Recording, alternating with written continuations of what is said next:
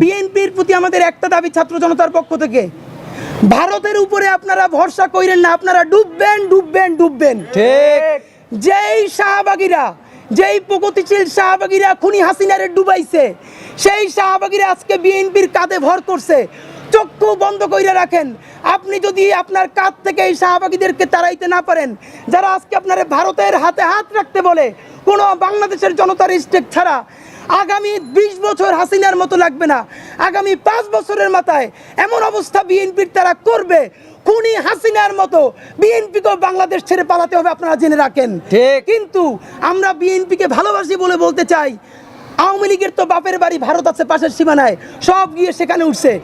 বিএনপির বেগম খালেদা জিয়ার তো বাংলাদেশ ছাড়া আর কোনো যাওয়ার জায়গা নাই। ঠিক। আপনি তো কোথাও যেতে পারবেন না। সুতরাং এই সুশীল, এই গণহত্যাকারী শাহবাগীদের পরামর্শ নিয়ে প্লিজ জনতার বিপক্ষে দাঁড়াবেন না।